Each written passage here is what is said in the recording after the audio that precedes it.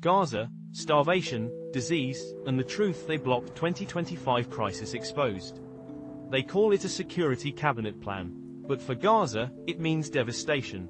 The streets are quiet at night, not because peace has returned, but because the city itself has been silenced. Rubble replaces homes. Smoke replaces breath. And in the shadows of ruined neighborhoods, the cries of the hungry pierce through the stillness. 5 journalists were killed tonight outside Al-Shifa Hospital. Their cameras still recording when the bombs struck. Inside the hospital walls, children lie in beds too big for their frail bodies. IV bags drip slowly, almost mockingly, because medicine is scarce. In the city beyond those walls, families line up for bread that may never arrive. Others drink from puddles where sewage and dust mix, because thirst is stronger than fear of disease. The world chants, all eyes on Rafah. But those in power look elsewhere. This is not just war. This is not just a military operation. This is history repeating itself, but in real time, while millions scroll past on glowing screens, distracted by the next headline, the next trending story. Tonight, we strip away the headlines, the sanitized language of security and military necessity. We strip away the layers of excuses, of reports softened for diplomacy. Tonight, we descend into the streets, the hospitals, the alleyways, and the hidden corners of Gaza, where survival itself is a crime punishable by starvation. The hospitals are the first to show the truth. In Khan Yunis, Nasser Hospital is overwhelmed. Every day, 10 to 20 malnourished children arrive. Some too weak to lift their heads, others unable even to cry, because crying requires strength they no longer have. Doctors move quickly, improvising treatments with what little they have. But each missing vial of antibiotics, each absent bag of nutritional paste, each empty shelf, is the silent weapon that kills faster than bombs. The United Nations reported over 12,000 cases of acute malnutrition in July alone. 12,000 children whose bodies are wasting away, whose organs are shutting down, whose futures are stolen by hunger engineered through blockade. Families wait for days at checkpoints, clutching sick children, hoping to cross into safety. They are turned back, told to wait, told that aid will come tomorrow. But in Gaza, tomorrow is just another word for loss. Bread lines stretch for kilometers. Mothers clutch babies who can no longer suckle, their milk gone dry from malnutrition. Fathers break apart scraps of stale bread, dividing it into pieces so small it barely counts as food. In the silence of those lines, you hear something more chilling than hunger: resignation. A quiet acceptance that the world will not come. That the world will watch them wither, frame by frame, statistic by statistic. But this is not neglect. This is not accident. This is not the chaos of war spilling over by chance. This is engineered famine. Every denied truck, every delayed shipment, every closed crossing. These are decisions, made in rooms far from Gaza. Calculated policies that turn food into a bargaining chip, water into leverage, medicine into a weapon. A child under 5 can survive only a few days without clean water. Yet in Gaza, clean water is almost non-existent. Most families drink groundwater, poisoned with salt, sewage, and debris. Each sip carries disease. Each swallow is a gamble. By July, diarrhea alone accounted for 44% of all illnesses among children. Imagine that. Almost half of all children visiting hospitals were there because of dirty water. An illness preventable with nothing more than filtration and sanitation. But here, even survival is blocked at the border. Families boil what little water they can collect, knowing it is still unsafe. Others drink it untreated, watching fevers rise, watching dehydration tighten its grip. And each time a child's body gives up, the silence deepens. In Gaza, water is no longer a source of life. It has been transformed into a weapon. Aid trucks line up outside Rafah, loaded with food, water, and medicine. The images circulate online, convoys stretching into the horizon. Supplies enough to feed tens of thousands. But the gates remain closed. The trucks stop. Some are turned back. Others sit idle until their contents rot in the desert heat. This is not mismanagement. This is not the tragic delay of bureaucracy. This is deliberate. A slow-motion catastrophe, unfolding in plain sight, while leaders debate semantics in distant capitals. Inside Gaza, the people do not debate. They endure. Journalists risk everything to document this reality. But reporting in Gaza is a death sentence. Outside Al-Shifa, 5 were killed while filming, their last act of defiance against silence. Their footage survives, but their voices do not. Their families mourn in the same streets they once reported from, adding yet another layer to the grief. Satellite images can show us destroyed neighborhoods. But they cannot capture the cry of a starving child. They cannot record the whispered prayers of a mother holding her malnourished baby. They cannot reveal the sound of silence in a hospital ward where medicine has run out. The world sees fragments, only fragments. The rest is buried beneath rubble and politics. And yet, this pattern is not new. The Israeli government calls this a security plan. But history has already shown us what such plans mean. Each conflict follows the same script: urban destruction, civilian casualties, humanitarian collapse. Each time, the crisis lingers long after the bombs stop falling. And each time, the world moves on. Until it happens again. Behind closed doors, leaders negotiate. Hostages, ceasefires, political terms that mean little to the families who wait for food, for water, for news of missing loved ones. For them, each delay is another coffin. Each stalled promise is another child's life extinguished. Negotiations happen in whispers. But in Gaza, the silence is louder. The streets tell the story more than any politician ever could. In Rafah, families ration bread the size of a fist. Children wander with tin cups, begging for water. Fathers sift through rubble, searching for scraps of wood to burn for cooking. Mothers tie cloth around their children's mouths to shield them from dust and disease. And in the hospitals, the coughs, the cries, and the silence form an unholy chorus that never stops. Every statistic hides a human story. A mother who watches her child slip away, unable to feed them. A father carrying his daughter's body through streets where neighbors mourn their own.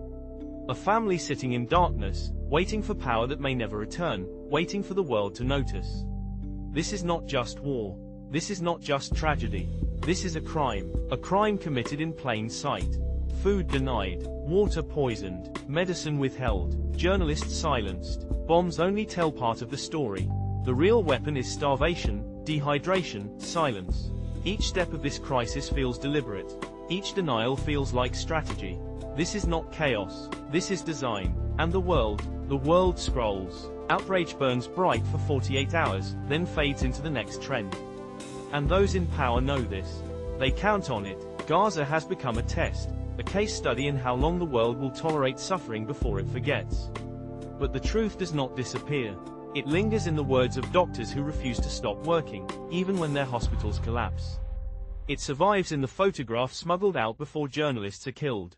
It breathes in the whispered voices of families who record messages in the dark, hoping someone, somewhere, will listen. This is Gaza. This is starvation. This is disease. This is truth, blocked and silenced. But it cannot be erased. Because every time the world ignores Gaza, history prepares to repeat itself. The morning in Gaza does not begin with birdsong. It begins with the groan of generators sputtering to life, with the coughs of children who spent the night breathing dust, with the sound of shuffling feet as families search for food they know will not come. In Rafah, the sun rises over tents that stretch as far as the eye can see. Entire neighborhoods have been replaced by canvas and nylon. Families huddle in makeshift shelters, the heat already unbearable before midday. The air smells of sweat, sewage, and smoke. This is not a refugee camp built for weeks. This is a graveyard for futures. Children wake up with sunken eyes, their stomachs distended from hunger. Mothers search through sacks of flour that hold nothing but air. Fathers carry plastic jugs, walking for hours just to return with water unfit for drinking. Every day is a negotiation with survival, and every night is a reminder that tomorrow will be no different. The disease spreads silently: dysentery, hepatitis, cholera, illnesses that thrive when water and sanitation vanish. In July alone, the UN recorded tens of thousands of cases of diarrhea among children under 5. Imagine a child so dehydrated that tears will not come, their lips cracked, their skin burning with fever. Doctors plead for rehydration salts, for clean water, for basic medicine. But borders remain sealed, and while the people suffer, the narrative shifts. Government spokesmen call this a necessary measure. They call it pressure. They call it security. But the mothers in Rafah do not use those words. They call it hunger. They call it sickness. They call it death. You see, starvation is not just a lack of food. It is a weapon of humiliation. It strips away dignity, reducing people to statistics, reducing families to bodies waiting for aid that will not arrive. A father who once worked as a teacher now stands in line for bread scraps. A mother who once cooked full meals now prays for a handful of rice. The slow erosion of humanity is not accidental. It is part of the plan. Outside the hospitals, graves are dug daily. Small graves. The kind that break a community in half. Each funeral procession moves quietly through the streets, the sound of mourning swallowed by the weight of too many losses. And yet, the world sees only numbers. 5 here, 10 there, 12,000 cases of malnutrition. Numbers are easier than names. Numbers are cleaner, but the people of Gaza do not bury numbers. They bury children. The journalists who remain record what they can. But their work is dangerous. Each report could be their last. Each photograph could cost their life. And still, they press forward, because silence is the final weapon. To silence Gaza is to erase it. And so, even as colleagues are killed, even as families are threatened, they continue to write, to film, to speak. Meanwhile, the international community debates. Leaders gather in air-conditioned rooms, discussing resolutions that never pass, drafting statements watered down until they say nothing at all. Words like concern and regret are spoken into microphones while, outside those walls, children starve. Diplomacy is slow. Hunger is not. The aid convoy sits still. Long lines of trucks packed with food, water, medicine. Enough to ease the suffering. Enough to save thousands. But they remain parked, engines off, as paperwork circulates. Bureaucracy is not neutral here. It is another layer of cruelty. Every hour a truck waits, another child dies. And everyone knows it. When bombs fall, death is sudden. When starvation takes hold, death is patient. It creeps into homes at night, into the bones of children, into the lungs of the sick. It leaves behind bodies too frail for burial rituals. It leaves behind silence so heavy, even grief loses its voice. This silence is what the architects of this plan count on. The silence of a world too distracted to care. But history has shown us this before. Starvation as a weapon of war is as old as conflict itself. From medieval sieges to modern blockades, food has always been twisted into a tool of domination. What is happening in Gaza today is not unprecedented. It is, instead, a continuation of a pattern the world has refused to break. And as disease spreads, the narrative becomes harder to ignore. In the crowded camps of Rafah, sickness moves faster than medicine can contain it. Children cough in unison, their breath shallow, their ribs visible. Doctors improvise with salt water, with herbs, with prayers. Hospitals overflow, and still they come. Every hallway is lined with mattresses. Every mattress holds a child whose name will never make the news. Families film themselves in the dark. Short clips recorded on dying phones, messages sent to no one and everyone. A mother holding her infant whispers, "Tell the world we existed." A father stands over rubble, saying, "This was my home." These fragments of testimony are smuggled across borders, uploaded to the internet, and buried under trending hashtags. The truth exists, but truth without attention is the same as silence. And yet, there is defiance here. The people of Gaza do not disappear quietly. In every act of survival, there is resistance. In every sip of dirty water, in every scrap of bread shared, in every whispered prayer, there is defiance. To live is to resist. To endure is to fight back. But how long can endurance last? How many days can a child go without food? How many weeks can a city go without clean water? How many months can a people be silenced before the world admits that what is happening is not collateral damage, it is intentional? The images from Rafah show more than suffering. They show strategy, tents positioned in the shadow of border gates. Families trapped in the world's largest open-air prison, fenced in by policy, starved by design. Gaza has become both a battlefield and a laboratory, a place where human endurance is tested, where the limits of silence are measured.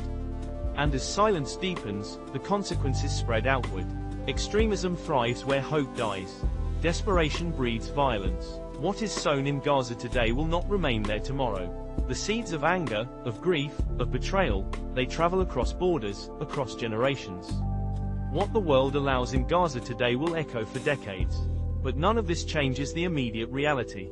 Tonight, a child will die of hunger, another of thirst, another of disease. Their families will weep quietly, because crying too loudly may bring attention they cannot afford. And tomorrow, the cycle will begin again. Trucks will sit at the border. Leaders will debate. Journalists will risk their lives. And Gaza will bleed in silence. This silence is not natural. It is not inevitable. It is designed. designed by those who see suffering as leverage, who treat starvation as negotiation, who weaponize survival itself. And as long as the world accepts this silence, it will continue. Because famine does not come from the sky. It does not fall like bombs. It is built, piece by piece, decision by decision, each closed crossing, each denied shipment, each bureaucratic delay. These are bricks in a wall of hunger. And that wall now surrounds Gaza. The people endure inside it. They whisper prayers, record messages, dig graves. They share what little they have. They survive, and in their survival, there is truth. A truth too powerful to erase. A truth that will outlive every blockade, every border, every silence. Night in Gaza is not dark. It is lit by fire. By the glow of bombs in the distance, by the flickering of candles in homes without electricity, by the small flames of stoves where families boil water that is unsafe to drink. Shadows dance on walls patched with plastic sheets. In the silence between explosions, there is the hum of desperation. Inside the hospitals, generators tremble under the strain. Nurses carry flashlights in their teeth as they stitch wounds. Surgeons cut by the light of mobile phones. Every few hours, the lights blink, the machines groan, and prayers fill the halls. Electricity is rationed like food, carefully, sparingly, painfully. And when it runs out, lives end quietly. Doctors in Gaza speak with hollow eyes. They explain what it means to tell a parent their child could have lived, if only there was oxygen. If only there was fuel. If only there was medicine. They describe the weight of holding infants too weak to cry, the ache of writing death certificates for names that should not be written. They speak in voices stripped of outrage, because outrage takes energy, and energy is a luxury. And still, they work. Because to stop is to surrender. The blockade is more than physical. It is psychological. Imagine being trapped in a cage so tight that every dream is suffocated. Imagine knowing that food exists a few kilometers away, but your children cannot touch it. Imagine hearing promises of aid, but watching your family starve anyway. This is not just hunger. It is the deliberate breaking of the human spirit. The people of Gaza whisper stories to their children. Tales of what life was like before the blockade, before the bombings, before survival became the only identity.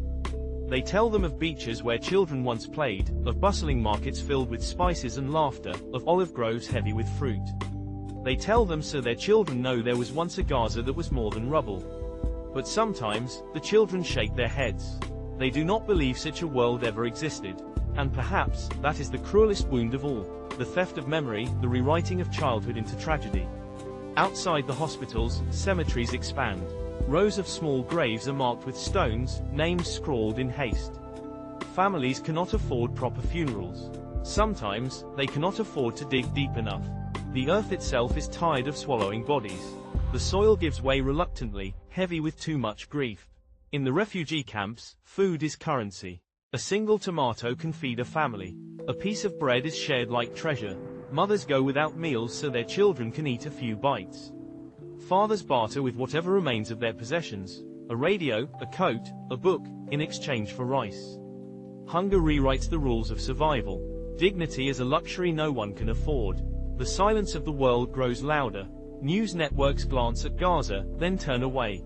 Politicians issue statements, then retreat into negotiations that never end. But for the people trapped here, there is no pause button. Every hour is survival, every day is life or death. Every night is fear. This is not a natural disaster. This is not an earthquake, or a flood, or a famine born of drought. This is man-made, calculated, engineered. The siege of Gaza is not the absence of resources. It is the denial of them. Trucks wait at borders. Ships wait at sea. The world waits. But children do not. History has seen this before. During World War II, ghettos were starved into submission. In Ethiopia, in Yemen, in Bosnia, starvation was used as a weapon, not an accident of circumstance. Each time, the world said, never again. And yet, here we are, watching, counting, recording, while never again becomes always again. But Gaza resists even in silence. Every whispered prayer is resistance. Every child who survives another day is resistance. Every mother who sings her child to sleep despite hunger is resistance. The act of living in Gaza has become an act of defiance. And the question hangs in the air, how long can defiance survive without relief? The children draw on the walls of their tents. They sketch houses they no longer live in. They draw playgrounds they have never seen. They color with pieces of charcoal, with shards of stone, with whatever their hands can find. In their drawings, Gaza is not rubble. Gaza is whole. Gaza is home. These drawings are messages to the future, testaments to what starvation cannot erase. And in the rubble, families still search for loved ones. Hours after a strike, they dig with their bare hands, pulling at concrete, moving stone by stone. They listen for faint cries beneath the debris. Sometimes, they find them. Sometimes, they find silence. But still, they dig. Because to stop is to admit defeat. The blockade has turned every act of survival into a battlefield. Fetching water is an act of courage. Cooking is an act of resilience. Burying the dead is an act of rebellion against silence. Even grief becomes a weapon. Because the world may try to erase Gaza, but grief refuses to be erased. The journalists who remain risk everything to bear witness. They know their stories may never reach the global stage, that their footage may be cut, their voices drowned out. But they continue. Because to stop recording is to let silence win. To stop writing is to let starvation become invisible. And invisibility is death. Yet, even as the world looks away, Gaza looks outward. The people send messages beyond the walls of blockade. Through smuggled videos, through whispered phone calls, through desperate pleas posted online. They say, "We are still here. Do not forget us." And though the world grows quieter, the voices of Gaza remain. But time is not infinite. Starvation moves quickly. Children cannot wait for diplomacy. Families cannot wait for negotiations. Survival cannot wait for politics. Every hour of delay is an hour stolen from Gaza's future. The siege is not just about today.